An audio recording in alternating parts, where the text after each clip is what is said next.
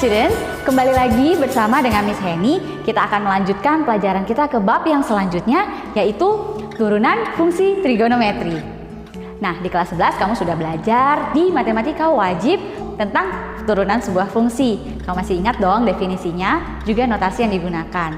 Berikut ini adalah notasi-notasi yang biasa kita gunakan untuk melambangkan turunan suatu fungsi. Nah, begitu juga ini adalah hubungan antara limit dengan turunan fungsi tersebut.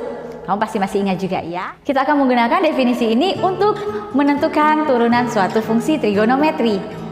Nah, yuk kita lihat turunan dari sebuah fungsi trigonometri berikut ini. Nah, kita perhatikan bahwa kita akan menentukan turunan dari fungsi f(x) yaitu sin x. Bagaimana caranya? Kita akan menggunakan definisi dari turunan fungsi. Yuk kita gunakan definisinya. Kita tahu bahwa definisi dari f aksen x atau turunan dari fungsi x yaitu limit h menuju 0 untuk fx tambah h dikurangi fx per h. Nah, berarti kita punya si fx-nya adalah sin x, maka fx ditambah h-nya adalah sin x ditambah h. Nah, kita substitusikan. Kita akan peroleh limit h menuju 0, fx ditambah h-nya adalah sin x ditambah h dikurang sin x per h. Nah, kita perhatikan ini adalah pengurangan dari dua buah sinus. Maka kita tahu bahwa jika ada sin a dikurang sin b, ini akan sama dengan 2 cos setengah A ditambah B dikali sin setengah A dikurang B. Masih ingat ya rumus ini? Rumus inilah yang akan kita gunakan ke soal ini. Maka kita peroleh bahwa ini adalah menjadi limit H menuju 0 untuk, nih, kita gunakan ini ya, 2 cos setengah A-nya adalah x tambah h, b-nya adalah x, lalu sinus setengah x tambah h dikurang x ya, dibagi h. Nah, kita perhatikan bahwa ini jika ditambah ini menjadi 2x, sehingga kita peroleh limit h menuju 0 dari 2 cos setengah, yang ini adalah 2x tambah h, yang ini adalah sin setengah x kurang x ini habis ya, tinggallah h. Nah, per h ini boleh kan Miss ubah aja h-nya menjadi di sini saja karena sifat perkalian. Nah, berdasarkan sifat limit ini bisa kita pecah menjadi 2 cos setengah 2x tambah h dikali limit h menuju 0 untuk sin setengah h per h. Nah, kita tahu kalau ini kita substitusikan hanya 0, maka kita peroleh adalah 2 cos setengah dikali 2x. Sementara yang ini nilainya adalah setengah. Nah, ini sisanya adalah cos setengah dikali 2x itu adalah cos x. Sehingga turunan dari fx sama dengan sin x adalah cos x. Nah, selanjutnya berikut ini adalah contoh menyelesaikan turunan suatu fungsi dengan menggunakan definisi turunan. Kita akan menyelesaikan soal berikut ini. Jika fx-nya adalah 2x ditambah cos x, maka fx ditambah h-nya adalah 2x ditambah h ditambah cos x ditambah h. Jadi pada prinsipnya kita mengganti x dengan x tambah h. Selanjutnya kita gunakan definisi. Kita tinggal substitusikan dengan apa yang kita diketahui di atas. Nah, fx ditambah h-nya adalah 2x ditambah 2h ya, ini Miss kali ke dalam, ditambah cos x tambah h dikurang dengan fungsi yang di atas yaitu 2x ditambah cos X. Ini semua dibagi dengan H. Selanjutnya kita selesaikan. Nah, nilai yang ini dengan yang ini habis ya. Jadinya tinggallah 2H.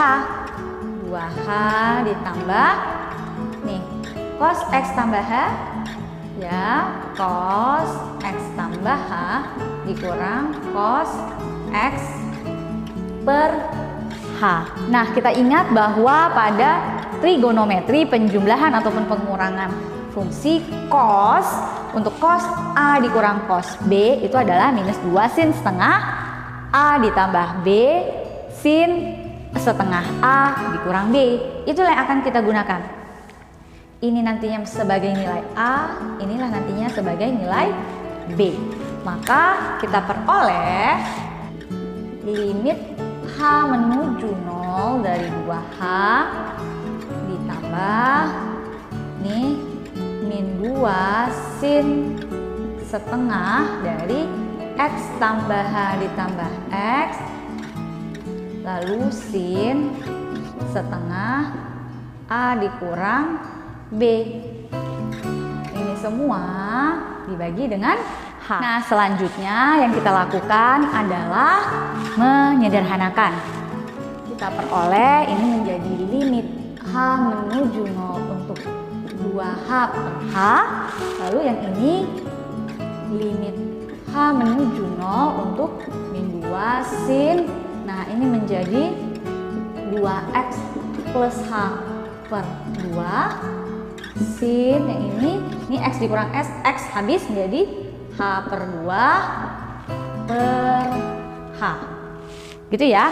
Lalu kita sederhanakan. Nah, ini kan bisa disederhanakan menjadi limit H menuju 0 untuk 2 ya, 2. Nah, selanjutnya ini kita akan peroleh limitnya kita bisa sederhanakan menjadi H menuju 0 untuk minus 2 sin 2X tambah H per 2 dikali limit H menuju 0 sin H per 2 per H.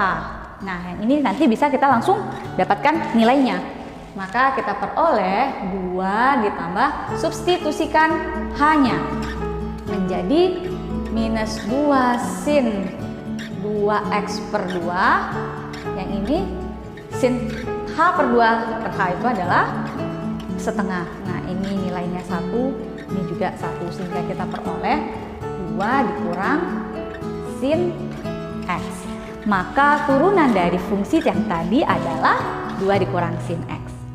Nah, dengan cara yang sama kamu juga bisa menentukan turunan untuk fungsi cos, tangen, kotangen, sekan, dan kosekan. Hasilnya adalah pada tabel berikut ini. Silakan diingat dan dihafalkan untuk mempermudah kamu menyelesaikan soal-soal yang berhubungan dengan turunan trigonometri. Nah, selanjutnya kita akan masuk ke sifat-sifat turunan fungsi trigonometri. Sifat yang pertama adalah jika suatu bilangan yaitu K adalah bilangan konstan, di mana fx kita itu adalah bilangan konstan yaitu K, maka turunan dari fungsi tersebut adalah 0. Contohnya, jika fx itu adalah 25, maka turunan dari fungsi f atau f aksen x-nya adalah 0. Nah, untuk sifat yang kedua, jika kita punya fx itu adalah fungsi trigonometri dan k itu sendiri adalah bilangan konstan, maka turunan dari k dikali fx adalah k dikali dengan turunannya dari fx. Sebagai contoh, misalkan kita punya fx-nya ini adalah min 5 cos x, apakah turunan dari fungsi fx? Turunannya adalah konstanta dikali dengan turunan dari cos. Tadi kita sudah tahu turunnya adalah min sin x. Sehingga min 5 dikali min sin x adalah 5 sin x. Atau contoh selanjutnya, jika kita punya hx adalah 7 tangen x, maka turunannya adalah konstantanya adalah 7. Turunan dari tangen X adalah sekan kuadrat X. Maka turunan dari 7 tangen X sama dengan 7 sekan kuadrat X.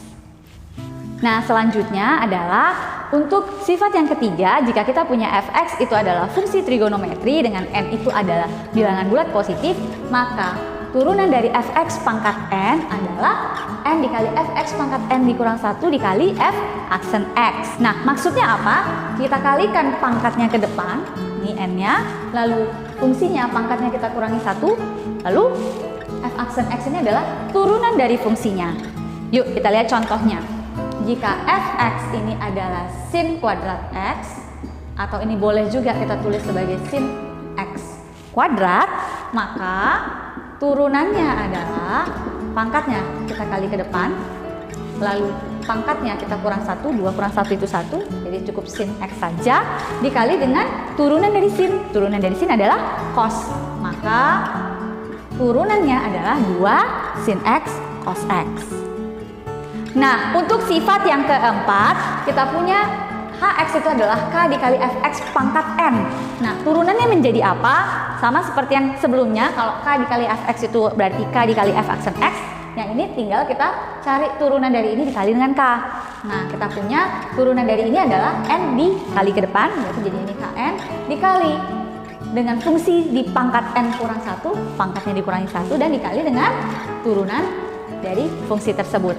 Contoh, misalkan kita punya fx ini adalah 4 akar cos x, atau ini boleh kita tulis menjadi 4 dikali cos x pangkat setengah, maka turunannya adalah nih k dikali pangkat dikali ke depan, lalu cos x nya pangkat dikurang 1, lalu dikali dengan turunan yang dari cos x, yaitu min sin x. Nah, kita selesaikan. Ini bisa disederhanakan menjadi 2, maka 2 cos x pangkat min setengah dikali min sin x. Nah, 2 dikali min sin x itu adalah min 2 sin x. Nah, pangkat negatif bentuk rasional itu sama saja dengan akar cos x untuk pangkat min setengah, sehingga turunannya adalah min 2 sin x per akar cos x. Nah, demikianlah pelajaran kita untuk pertemuan hari ini. Jangan lupa untuk menuliskan poin-poin penting yang kamu sudah peroleh dari pembelajaran hari ini. Jangan lupa mengerjakan soal-soal yang ada di Edmodo kelas masing-masing dengan lebih teliti. Dan sampai berjumpa di pertemuan selanjutnya. Good luck!